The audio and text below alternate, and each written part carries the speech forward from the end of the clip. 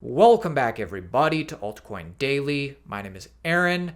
In today's video, I want to talk about Ethereum versus Bitcoin. Can Ethereum outperform Bitcoin?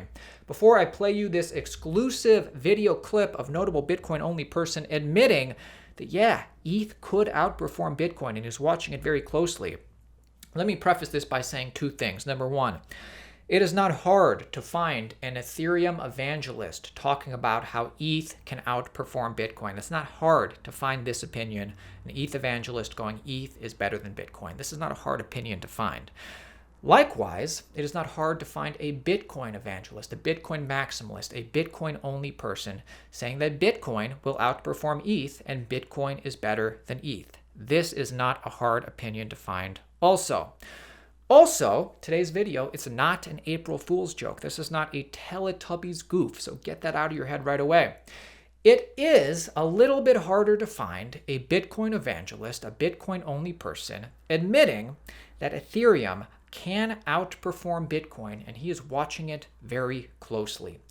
This is prominent Bitcoiner Nick Carter on Lex Fridman's podcast. Listen to what he says.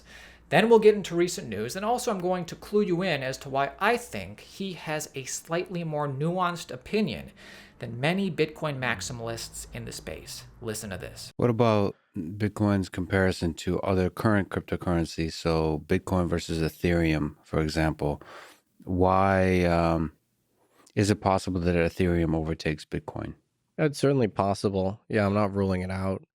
Ethereum leadership is sort of wise enough to understand that they shouldn't compete with Bitcoin on those most profound qualities. Like Ethereum doesn't really aspire to be more sound from a monetary perspective than Bitcoin, right? In fact, the Ethereum leadership are sort of constantly tweaking the monetary policy.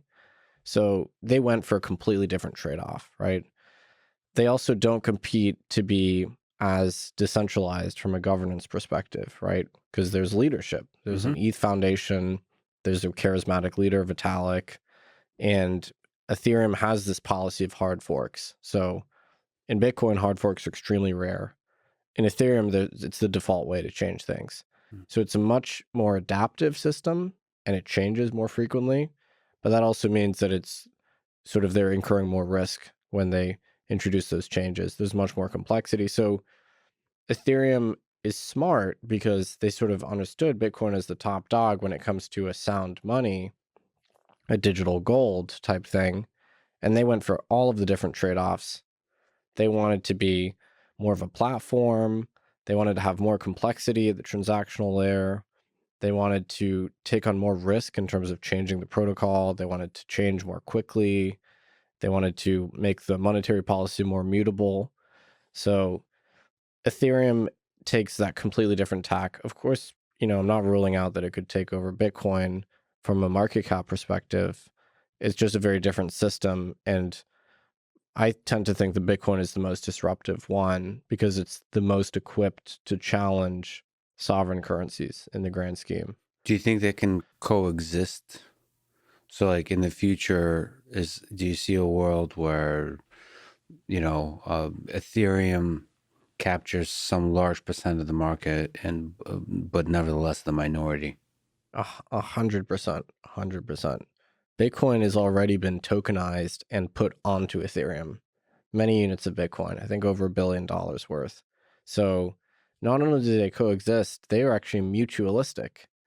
So they're like two creatures that have this, it's like the rhino and like the bird that pecks the parasites off the rhino's back or whatever. Yeah. Right. So I don't know which is which in the analogy, but yeah, I don't know who the parasites are, but yeah. So, or the alligator and the teeth cleaning fish or whatever, right? So I always wonder why the alligator doesn't just eat the fish, but I guess they're brushing its teeth basically. So Ethereum it gives you more transactional flexibility. There's much more experimentation happening there. It has this whole decentralized finance element. There's a huge number of Bitcoins that circulate on the Ethereum protocol, right? Because Ethereum is open to other asset types, basically. So I think that's actually accretive to both systems. because Ethereum gets to have this good form of collateral, Bitcoin, on the system, which has good volatility characteristics. And then it's a supply sink for Bitcoins, which are sort of now they're injected into this third-party protocol. And that, I think, reduces the velocity of Bitcoin overall, and it's probably good for the valuation. So you see, it quite possibly could be a symbiotic relationship. That's really interesting. I think so. It is refreshing to me to hear a Bitcoin-only person speak more thoughtfully and nuanced about this space. You know, we hear all the time opinions like this echoed in the choir of Bitcoin Twitter. So when somebody like Nick Carter comes out with a more thoughtful opinion, I tend to listen. Now, my speculation as to why Nick has a more nuanced opinion than a lot of opinions I see on Bitcoin Twitter. It's probably because he is the founder or leadership at Coinmetrics, which is basically a crypto asset analytics, research, data center. So he's constantly looking at the data for Bitcoin, Ethereum, and all of the leading cryptocurrency assets. So he's not in the dark about Ethereum's network effect or Ethereum's growth, or even Ethereum's scaling solutions. So let's actually get into this. I want to talk about Bitcoin in just a second, but let's actually talk about why Ethereum is really different from the Ethereum that we knew 2 years ago, 4 years ago. There is plenty of layer 2 scaling solutions that are either here or coming out this year. For instance, Immutable X, NFT marketplace, OpenSea, which is an Ethereum-based NFT marketplace, plans to integrate layer 2 protocol Immutable X. Now, if you've been subscribed to the channel, you've heard about Immutable X before. Gods Unchained, which is a company we worked with, uses Immutable X for their NFT and gameplay. It's also built on Ethereum. Anyways, according to the press statement, integrating Immutable X will allow the marketplace to offer OpenSea users gas-free trading experience without sacrificing the security of the Ethereum network. This is according to OpenSea's head of product. He says, we're rolling this out not only to better support existing Immutable X projects, but for future game developers and players on OpenSea who will benefit from the scaling solution. If you don't know, Immutable X is an Australian-based company that is focusing on creating a more accessible and seamless trading platform backed by investors like Naspers Ventures, Galaxy Digital, and Apex Capital Partners.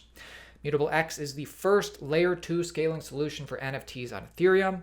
Instant trade confirmations, massive scalability, zero gas fees without a compromise to user custody.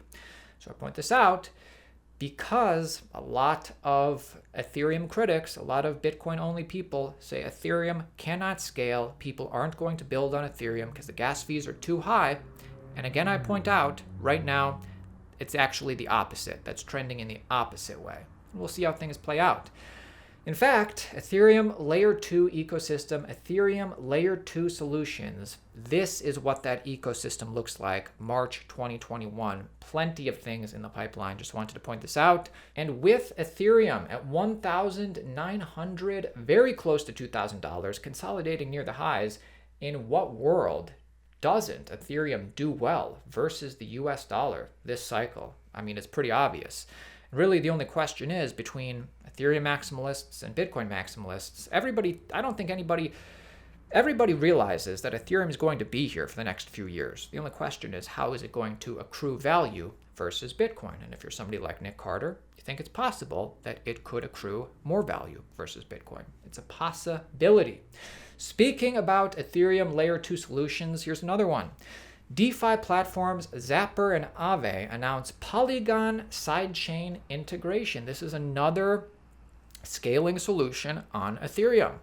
As crippling high gas fees put scalability in the spotlight and multiple platforms rush to become the preferred home of Ethereum's decentralized finance or DeFi ecosystem, Layer 2 sidechain Polygon, formerly Matic, may be emerging as a frontrunner after scoring 2 big wins today. Both lending protocol AAVE and the portfolio management and batched transaction platform ZAPPER have announced that they will be offering implementations on Polygon.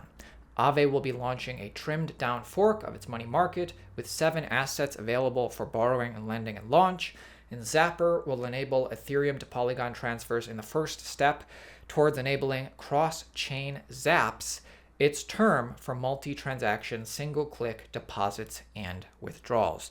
So much like Immutable X, Polygon, formerly Matic, is another layer 2 scaling solution. And you can check out the many layer 2 solutions in Ethereum's ecosystem right here. The Weeknd clears his schedule for an NFT mic drop.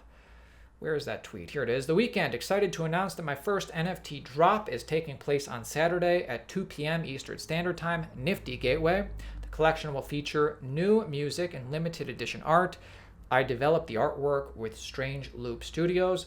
So Nifty Gateway is Gemini's NFT marketplace, also running on Ethereum, and just another huge artist with millions and millions of followers telling their fans, go on over to this NFT marketplace, get some Ethereum, get off zero with Ethereum, and buy my limited edition NFT. Quite another reason that I'm sure if you're looking at the different metrics, like Nick Carter is, he's probably seeing that Ethereum's ecosystem is growing, whether it be users, whether it be layer 2, whether it be whatever, and Ether is certainly one to watch. Now, today is April 1st. As we end Q1 and get into Q2, I want to congratulate everybody who came out on top in Q1. I think a lot of people are up after Q1. I think a lot of people are up. Let me know in the comments which coin did you the best in Q1, and let me know in the comments which coin you think is going to do you the best in Q2.